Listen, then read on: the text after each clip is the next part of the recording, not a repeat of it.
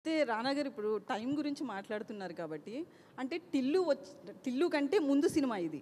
అప్పటికి సిద్ధు మీద మీకు నమ్మకం లేక థియేటర్‌కెళ్ళి రిలీజ్ ఎందుకు అని ఆగిపోయారు అనుకోవచ్చా? లేదు లేదు థియేటర్ ఐ కి సినిమా మీద నమ్మకం లేక కాదు కాదు ఐ ఆన్సర్ దిస్ అదేం లేదు కాదు ఐ ఆన్సర్ ద క్వశ్చన్ అండి. సినిమా రిలీజ్కి రెడీ అయిపోయి మేము యూట్యూబ్ మీరు ఇప్పుడు ఓపెన్ చేస్తే అప్పుడు ఎప్పుడు అనౌన్స్ చేసిన టీజర్ ఉంటుంది. దాంట్లో May 1 రిలీజ్ డేట్ వేసి మేము టీజర్ వదిలాం. థియేట్రికల్ రిలీజ్కి May 1 అని డేట్ వేసి వదిలాం మేము. సో అదే తనకేం నా మీద నమ్మకం లేకపోవడం ఆ కాన్సెప్టే లేదు. No I felt I should answer this because you shouldn't. అలాంటిదే మనిషి అసలు వేరేలాగా ఉన్నాడు అసలు ఆయన. అలాంటిదే లేదు. సో May 1 అని మేము డేట్ వేసి మేము రిలీజ్ చేసాం. March 10th లాక్డౌన్ పడింది. అప్పుడు ఇంకా రెడీ అయిపోయిన సినిమా చేతిలో ఉంది, ఏం చేయాలి దీన్ని అంటే లేదు ధైర్యం చేసేద్దామని. ఇన్ఫ్యాక్ట్ అది ఓటీటీలో రిలీజ్ చేయడం తన క్లాస్ అండి.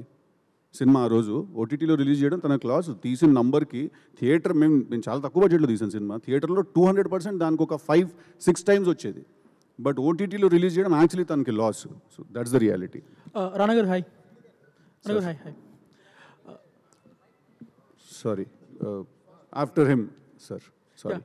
Okay. So I was following a lot of content from this movie. Sorry, hi. So మీరు చెప్తా ఉన్నారు సురేష్ బాబు గారు ఫస్ట్ ఈ స్క్రిప్ట్ విన్నప్పుడు he wasn't quiet sure whether to make it or not. And shooting టైంలో కూడా మీరు అంతా ఒక పార్టీలో చేస్తుంటే hint understand how it's getting made అన్నారు. So 5 years after Suresh Babu గారు ఇలాంటి మూవీకి వస్తే వాళ్ళు ఒప్పుకుంటారా ఇప్పుడున్న స్టేట్ ఆఫ్ మైండ్లో తను ఆర్ మీదే కాల్ మొత్తం? See, I think for everyone in life, there's a generational change. And I think when in life, I think this was the first group of youngsters he met, and he started seeing cinema very differently. And he appreciates it over time in terms of what it is. Yeah, easy appreciating it now. అంటే ఇప్పుడు అలాంటి cinema ఆయన ఒప్పుకుంటారు లేదో నాకు తెలియదు. అది it's up for guesses, but yeah. And again, you told you did budget in a very less budget you finished this movie. So ఇప్పుడు మళ్ళీ తీస్తే సార్ యాక్చువల్లీ 2020 ముందు అందరం తక్కువ బడ్జెట్ లోనే ఉండేవాళ్ళు. అదే ఇప్పుడు చేయగలరా సేమ్ బడ్జెట్ లో అని చాలా వేరేగా అనిపిస్తుంది. But few years ago everything use to be much more controlled and very efficient. So ఇప్పుడు సీక్వెల్ చేస్తే సేమ్ బడ్జెట్ లో చేయగలరా? లేదండి. బడ్జెట్ అంతా సిద్ధు గారి రెమ్యూనరేషన్కి అయిపోయింది అంటే ఇప్పుడు రీ రిలీజ్ ట్రెండ్ నడుస్తుందండి. 7G బృందావన్ కాలనీ కానీ ఆరెంజ్ కానీ వేరే వైబ్స్ వస్తున్నాం థియేటర్స్లో. వాళ్ళు కమ్యూనిటీ వాచ్ అంటారు కదా, అది ఒక నెక్స్ట్ లెవెల్ సెలబ్రేషన్ కనిపిస్తుంది.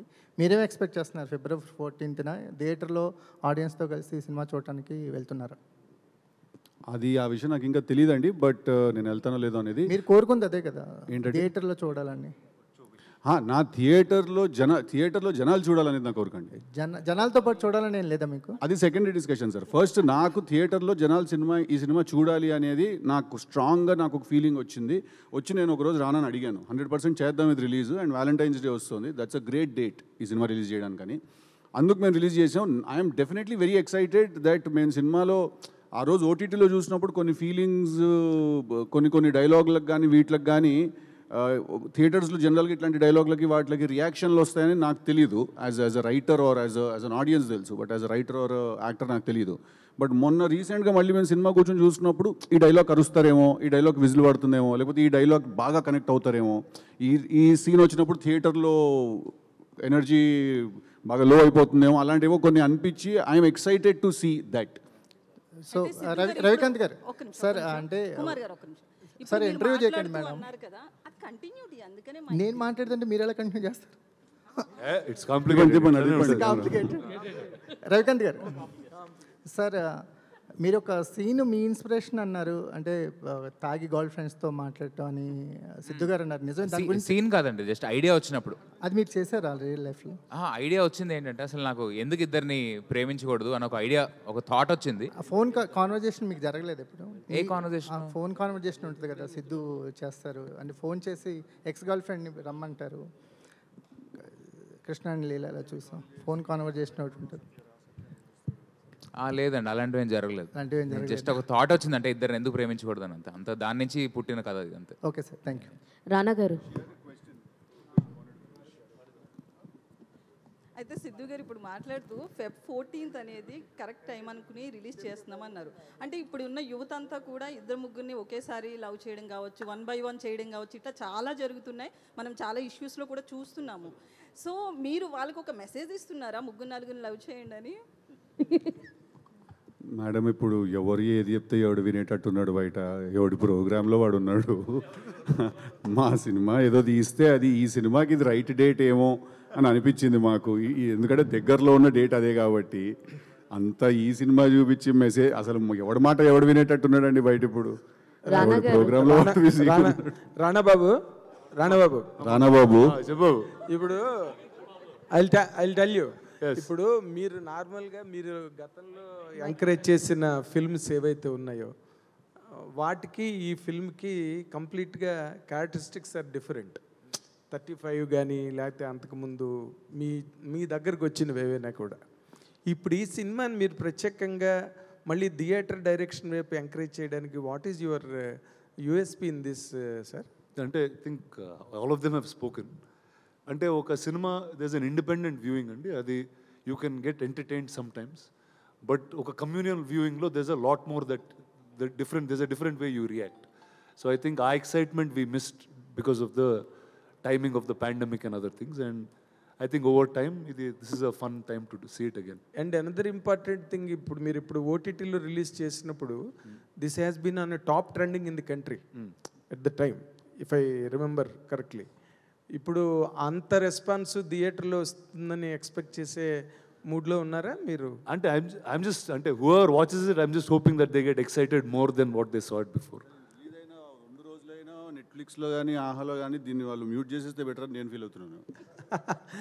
అది ఇల్లీగల్, వాళ్ళు చేయలేట్లా, మనం అగ్రిమెంట్ సైన్ చేసిన ముందే. తర్వాత ఓటీటీ టైంలో లేని అబ్జెక్షన్ టైటిల్ మీద ఇప్పుడు ఎందుకు కొత్తగా రైజ్ అయ్యింది? అంటే అప్పుడు ఓటీటీ వల్ల అబ్జెక్షన్ అప్పుడు రేజ్ అయిందండి. సో దాంతో ఇలా కాంప్లికేట్ చేయాల్సి వచ్చింది మా life. Okay, thank you. Rana garu, yeah, hi, myself Hema Malini here. So actually it's complicated అన్నది బాగా జనాలకి రీచ్ అయింది. మీరు ప్రాంక్ కాల్ అందరూ టేబుల్ దగ్గరకు వచ్చి ఒక ప్రాంక్ కాల్స్ చేయడం వల్ల అది రియల్ కాల్ అండి, అది ప్రాంక్ కాల్. నో లైక్ ఇలా కాల్స్ చేసి మాట్లాడారు కదా, రియల్ కాల్సే. సో ఆ కన్వర్సేషన్ ద్వారా ఏంటిది ఎక్కడో చూసింది బట్ ఇట్స్ కాంప్లికేటెడ్ అని వచ్చిందని ఒక క్వశ్చన్ మార్క్ రేజ్ అయింది. హూస్ థాట్ ఈస్ దట్ ఆ కన్వర్సేషన్స్ అన్నది? Yeah, actually, marketing team for this film at South Bay, they came up with a bunch of ideas. ఈ మధ్యన మీ marketing team were doing 2 good jobs. ఎందుకంటే last time మీ show కూడా they have a different strategy.